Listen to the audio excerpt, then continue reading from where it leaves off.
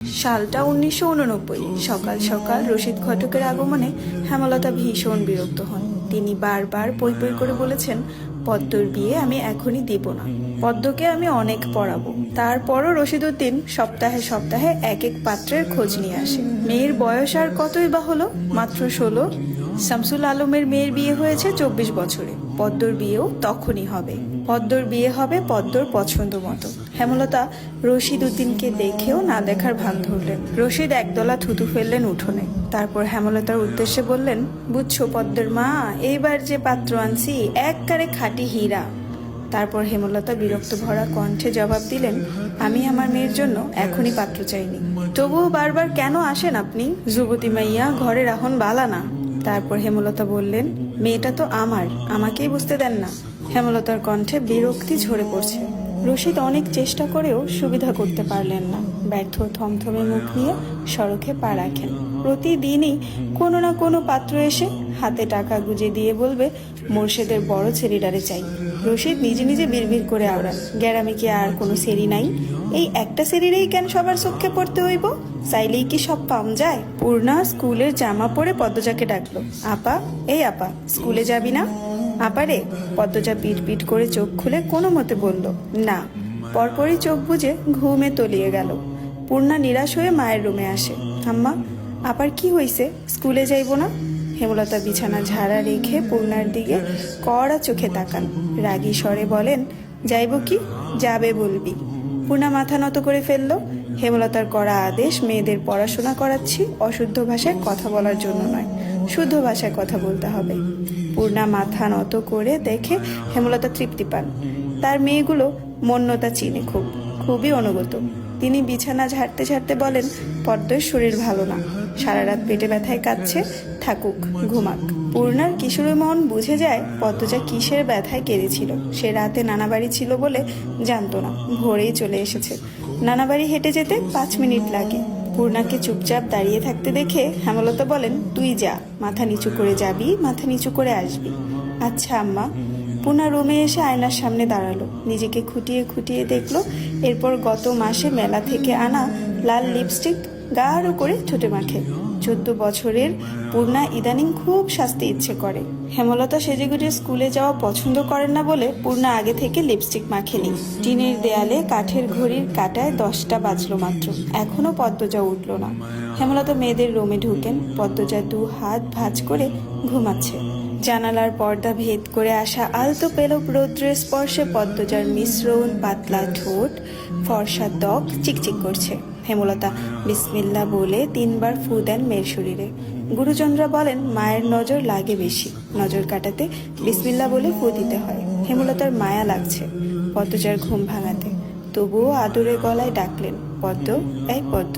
পদ্মজা চোখ খুলে মাকে দেখে দ্রুত উঠে বসেন। যেদিন ঘুম থেকে উঠতে দেরি হয় সেদিনই হেমলতা ডেকে তুলেন। পদ্মজা অপরাধী কণ্ঠে প্রশ্ন করল, বেশি দেরি হয়ে গেছে আম্মা?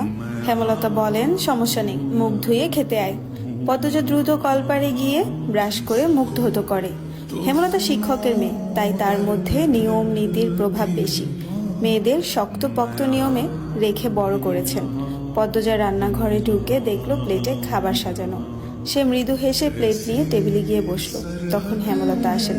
পদ্ম দ্রুত ওড়না দিয়ে মাথা ঢাকে। হেমলতার দেওয়া আরেকটা নিয়ম, খাওয়ার সময় মাথা ঢেকে খেতে হবে। পদ্মজা নিশ্চুপ থেকে শান্ত ভঙ্গিতে খেতে লাগলো। হেমলতা মেয়েকে সহজ কণ্ঠে বললেন, তাড়াহুড়ো করছিস কেন? মুখ ধুতে গিয়ে চুল ভিজিয়ে এসেছিস, খেয়ে রোদে বসে চুলটা শুকিয়ে নিবি। আচ্ছা আম্মা। আম্মা, পূর্ণা প্রেমা আসে নাই? পূর্ণা আসছে, স্কুলে গেছে। প্রেমা দুপুরে আসবে। আম্মা, আব্বা কবে আসবেন? পদ্মজার প্রশ্নে হেমলতা দাঁড়িয়ে পড়লেন। শুকনো গলায় জবাব দেন, জানি না, খাওয়ার সময় কথা বলতে নেই। হেমলতা চলে যেতেই পদ্মজার চোখ থেকে টুপ করে 1 ফোঁটা জল পড়ে পাতে। পদ্মজা দ্রুত হাতের উল্টো পাশ দিয়ে চোখের জল মুছে। পদ্মজার জীবনে জন্মদাতা আছে ঠিকই, কিন্তু জন্মদাতার আদর নেই। সে জানে তার দোষটা কি, কেন নিজের বাবা বাকি বোনদের আদর করলেও তাকে আদর করেন না, কথা অবধিও বলেন না। 2 বার মাকে জিজ্ঞাসা করেছেন সে, আমি কি তোমাদের সত্যিকারের মেয়ে আম্মা? সন্তান হয় না বলে কি দত্ত কিনেছিলে? আব্বা কেন আমাকে এত অবহেলা করেন? ও আম্মা, বলো না। হেমলতা তখন নিশ্চুপ থাকেন। অনেকক্ষণ পর বলেন, তুই আমার গর্ভের সন্তান আর তোর বাবারই মেয়ে। এখন যা, পড়তে বস, অনেক পড়তে হবে তোর, ব্যাস এটুকুই। এর বেশি কিছু বলেন না হেমলতা। পদ্মজার কেন জানি মনে হয় একদিন হেমলতা নিজ থেকে খুব গোপন কোনো কথা বলবেন, তবে সেটা যেন সহ করার মতো হয়। এই দোয়াই সারাক্ষণ করে সে। এত কি ভাবছিস, তাড়াতাড়ি খেয়ে ওঠ। হেমলতার কথায় পদ্মজার ভাবনার সুতো ছিঁড়ল। দ্রুত খেয়ে ওঠে। আজ আমের আচার বানানোর কথা ছিল। সন্ধ্যা কাটতেই বিদ্যুৎ চলে গেল। কয়েক মাস হলো গ্রামে বিদ্যুৎ এসেছে। 8 গ্রাম মিলিয়ে অলন্দপুর। তাদের গ্রামের নাম আটপাড়া। প্রতিদিন নিয়ম করে সন্ধ্যা রাত থাকে 3 ঘন্টা গ্রাম অন্ধকারে তলিয়ে। আর সারাদিন তো বিদ্যুতের নামগন্ধও থাকে না। বিদ্যুৎ দিয়ে লাভটা কি হলো? পদ্মজা, পূর্ণা, প্রেমা 3 বোন একসাথে পড়তে বসেছিল। বাড়ি অন্ধকার হতেই 9 বছরের প্রেমা খামচে ধরে পদ্মজার ওড়না। পদ্মজা মৃদু স্বরে ডাকলো, আম্মা আম্মা, আয় টর্চ নিয়ে আয় যা। হেমলতা আহ্বানে পদ্মজা উঠে দাঁড়ালো। প্রেমা অন্ধকারে খুব ভয় পায়। পদ্মজার ওড়না ছেড়ে পূর্ণার হাত চেপে ধরে। টর্চ নিয়ে রুমে ঢোকার মুহূর্তেই পদ্মজা গেট খোলার আওয়াজ পেল। উকি দিয়ে হানিফকে দেখে সে দ্রুত রুমে ঢুকে পড়ল। হানিফ পদ্মজার সৎ মামা। বুবু, বাড়ি অন্ধকার কেন? বাত্তি টাত্তি জ্বালাও। হানিফের কণ্ঠ। হানিফ, আসছিস? হেমলতার রুম থেকে বেরিয়ে পড়লেন, হাতে হারিকেন। হানিফ সবকটি দাঁত বের করে হাসলো, বলল, হ আমি। আয় ভেতরে আয়। হানিফ বারান্দা পেরিয়ে বড় ঘরে ঢুকে বলল, তোমার সেরিগুলান কইতে? আছে, রুমেই পড়ছে। এই আন্ধারেও পড়ে? হেমলতা কিছু বললেন না। হানিফ এই বাড়িতে আসলে কেন জানি খুব অস্বস্তি হয়, অকারণেই। ওদের খাওয়ার সময় হয়েছে, তুইও খেয়ে নে। এইখানে খামু না, তোমরা সরাইখানাত যাইতে হইব। কথাটায় রসিকতা ছিল। গ্রামে থেকেও হেমলতা খাওয়ার জন্য আলাদা রুম নির্বাচন করেছেন। সেটা হানিফের কাছে রসিকতাই বটে। হেমলতা প্রশ্নের জবাবে সোজাসাপটা না দিয়ে বললেন, খেতে চাইলে খেতে আয়। পদ্মজা কিছুতেই খেতে আসলো না। কেমন জড়সড়ো হয়ে আছে। মনে হচ্ছে হানিফকে ভয় পাচ্ছে বা অবহেলা করছে। হানিফ 6 বছর সৌদিতে ছিল। 3 মাস হলো দেশে ফিরেছে। 3 মাসে যতবার হানিফ এই বাড়িতে পা রেখেছে ততবারই পদ্মজা অজুহাত দেখিয়ে দূরে দূরে থেকেছে। হেমলতার বিচক্ষণ মস্তিষ্ক মুহূর্তে ভেবে নিল অনেক কিছু, তাই জোর করলেন না।